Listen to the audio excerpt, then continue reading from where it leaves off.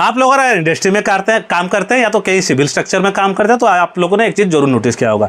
Most probably दो तरह के बीम यूज होते हैं सिविल स्ट्रक्चर में या तो आपके इंडस्ट्री में। एक होता है आई स्ट्रक्चर, दूसरा होता है एच स्ट्रक्चर। आज के इस वीडियो में हम लोग जानेंगे आई स्ट्रक्चर और एच स्ट्रक्चर में डिफरेंस क्या रहता है, कौन सा स्ट्रक्चर ज़्यादा लोड कैरी कर सकता है। जो भी आपका कन्फ्यूजन रहता है इस वीडियो को देखने के बाद मैं सोच रहा हूँ जरूर आपका जो कन्फ्यूजन है बहुत दूर हो जाएगा। तो चलिए जल्दी से आज के इस वीडियो को शुरू करते हैं, जिसमें हम लोग बात करेंगे जो आपका आई स्ट्रक्चर रहता है और एच स्ट्रक्चर का बीम रहता है, दोनों के बीच में डिफरेंस क्या रहता है।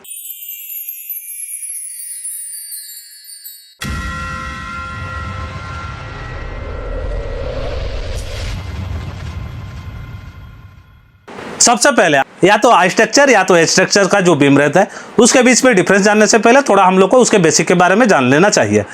आप लोग का कोई भी बीम हो, बीम के ये जो टॉप पोर्शन रहता है इसको हम लोग बोलते हैं बीम का फ्लांज, और ये जो टॉप पोर्शन का थिकनेस रहता है उसको हम लोग बोलते हैं फ्लांज का थिकनेस। ये सेंटर में जो आप पोजिशन देख पा रहे हैं इस पोजिशन को हम लोग बोलते हैं बीम का वेब, और इस पार्ट का जो थिकनेस रहता है उसको हम लोग बोलते हैं वेब का थिकनेस। ये जो वेब का थिकनेस रहता है इसका थिकनेस जितना ज़्यादा रहेगा उतना ज़्यादा आपका बीम वो लोड कैरी कर सकता है। अभी हम लोग जानेंगे जो आपका एच स्ट्रक्चर का बीम रहता है और जो आई स्ट्रक्चर का बीम रहता है दोनों के बीच में डिफरेंस क्या रहता है। सबसे पहला जो डिफरेंस रहता है आपका जो एच सेक्शन का बीम रहता है देखने में बिल्कुल एच जैसा दिखेगा साइड से, और जो आई सेक्शन का बीम रहता है अगर आप साइड से देखेंगे तो वो उसका क्रॉस सेक्शन बिल्कुल आई जैसा दिखेगा। लेकिन आप लोग के दिमाग में कंफ्यूजन हो सकता है, अगर हम लोग एच सेक्शन को रोटेट कर देंगे तो वो आई सेक्शन की तरह दिख सकता है। इसका भी मैं समाधान कर दे रहा हूँ, आपको बता रहा हूँ कैसे आप इजीली पता करेंगे एच सेक्शन कौन सा है और आई सेक्शन कौन सा है। जो आपका एच सेक्शन रहता है उसमें नॉर्मली आपका जो फ्लांज रहता है वो वाइडर रहता है और जो वेब रहता है वो थोड़ा नैरो रहता है। लेकिन उसके अलग जो आपका आई सेक्शन रहता है, आई सेक्शन में आपका जो फ्लांज रहता है वो नैरो रहता है और जो वेब रहता है वो वाइडर रहता है। तो ये हो गया आपका क्रॉस सेक्शनल डिफरेंस। उसके बाद हम लोग जानेंगे जो दूसरा डिफरेंस रहता है वो रहता है वेट का डिफरेंस।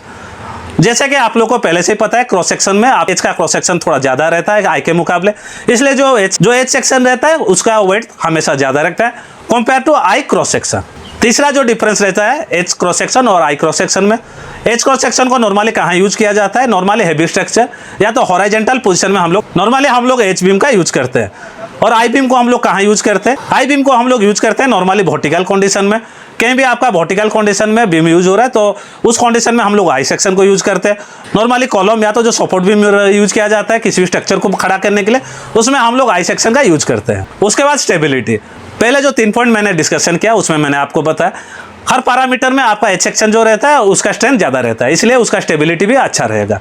एच सेक्शन जो भी आपका ट्विस्टिंग मोमेंट है या तो हेवी लोड रहता है उसको इजीली कैरी कर सकता है compare to I cross section. और पांचवा जो डिफरेंस रहता है वो रहता है कॉस्ट का डिफरेंस। पहले जो 4 पॉइंट हम लोगों ने डिस्कस किया उसमें हम लोगों ने जाना जो आपका एच सेक्शन रहता है वो हर पैरामीटर में आई क्रॉस सेक्शन से ज़्यादा रहता है, इसलिए जो एच बीम रहेगा उसका कॉस्ट हमेशा ज़्यादा रहता है कंपेयर टू आई बीम। तो मैं उम्मीद करता हूं आज के इस वीडियो से आप लोग को अच्छे से पता हो गया होगा आपका जो एच सेक्शन का बीम रहता है और जो आई सेक्शन का बीम रहता है दोनों के बीच में डिफरेंस क्या रहता है और कौन सा सेक्शन का बीम आपके लिए परफेक्ट रहता है। अगर ये वीडियो आपको थोड़ा ही पसंद आया या तो आप लोगों ने इस वीडियो से कुछ भी नया सीखा है तो मेरे चैनल को लाइक और सब्सक्राइब करने के लिए मत भूलिए।